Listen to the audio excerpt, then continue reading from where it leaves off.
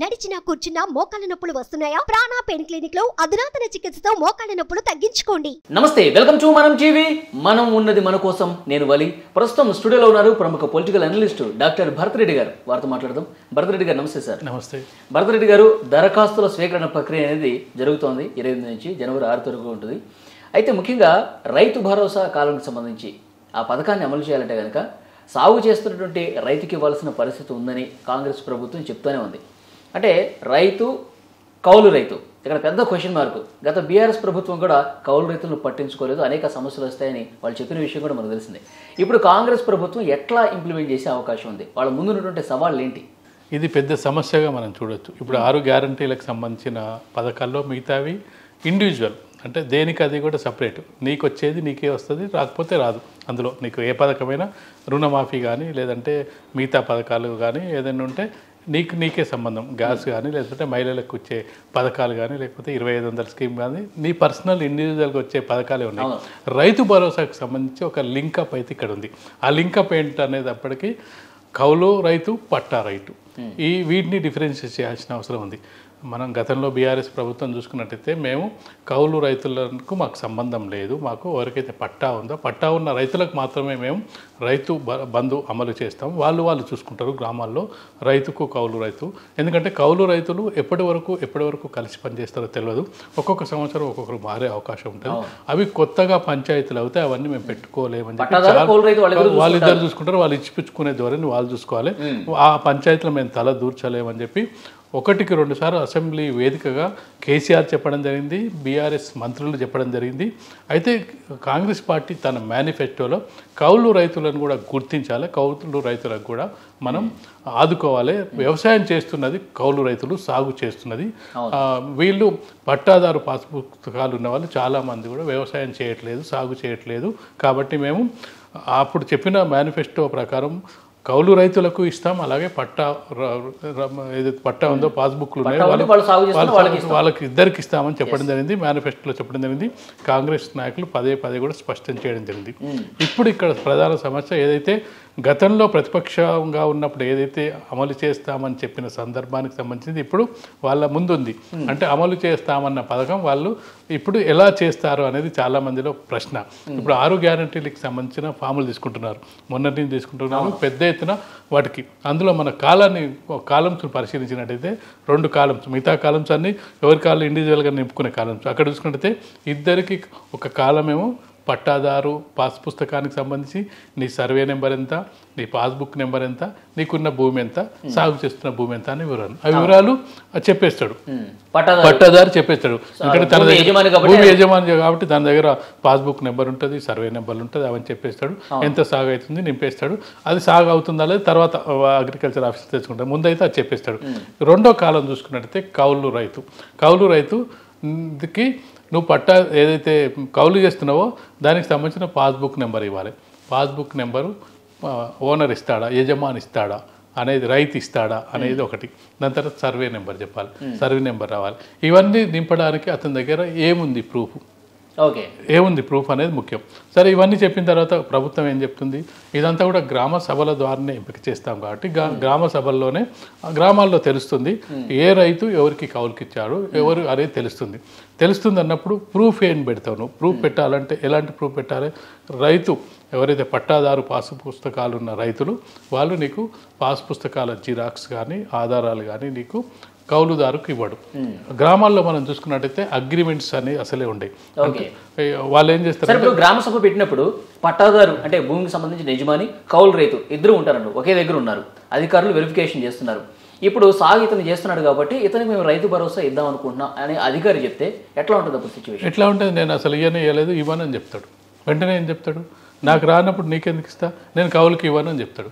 కౌలుకి ఇవ్వను అని చెప్పుకున్నప్పుడు అప్పుడు ఏమవుతుంది, అక్కడ కొంచెం ఎందుకు ఇవ్వవు అనేది కొంత గందరగోళం ఏర్పడుతుంది.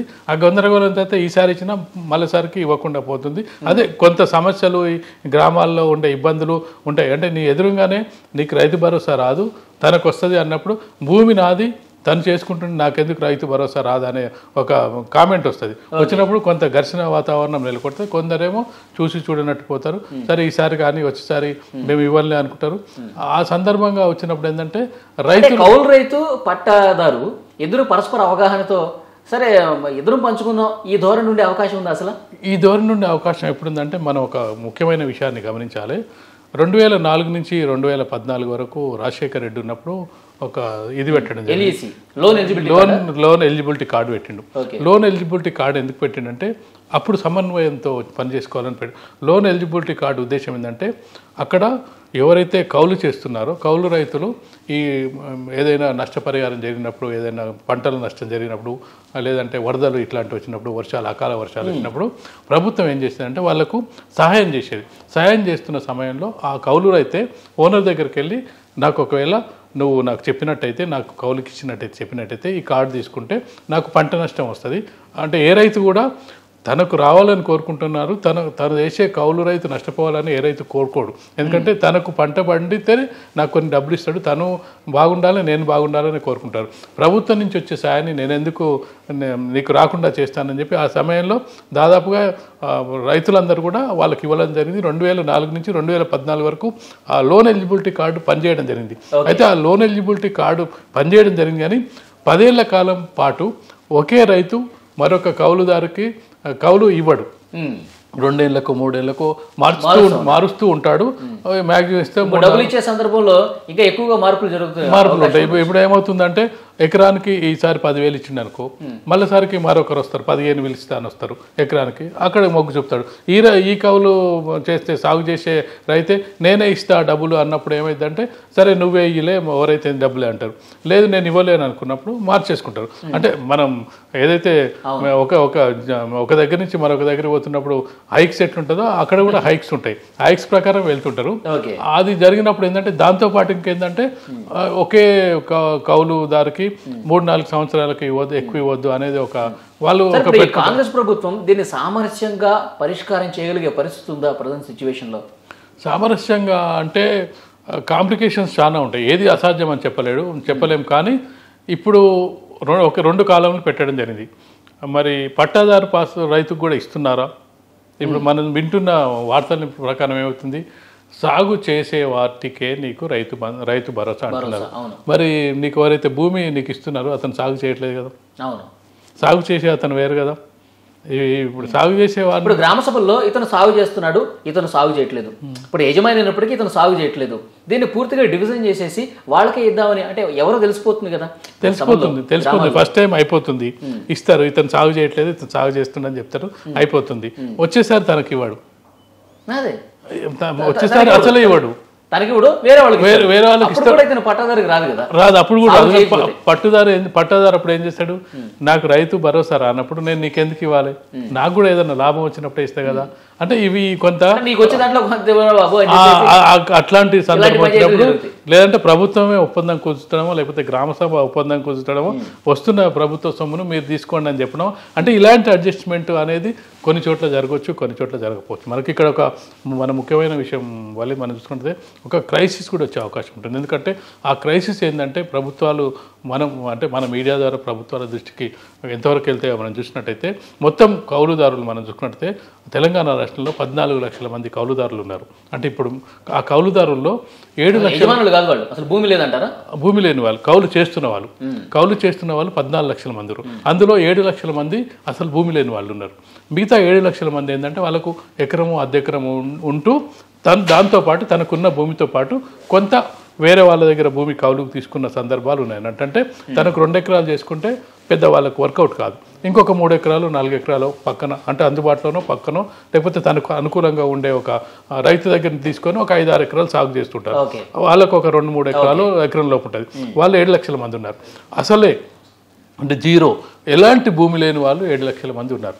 ఎలాంటి భూమి లేని వాళ్ళు 7 లక్షల మంది ఉన్నప్పుడు వాళ్ళకు ఈ ఒకవేళ పంతానికి పోయి ఒకవేళ రైతు కనుక పంతానికి పోయి నేను ఇట్లనే పడవ పెడతా. గతంలో కూడా తెలంగాణ భూములను కూడా చాలా పడవబడ్డ సందర్భాలు ఉన్నాయి. దానికి కారణం ఏంటంటే ఇక్కడ బోర్లు వేయడం, బోర్లు వేసి అలసిపోవడం, ఇక్కడ ప్రాజెక్టులు లేకపోవడం, ఇలాంటి కారణాల వల్ల చాలా పంటలు బీలు పాడిపోవడం జరిగింది.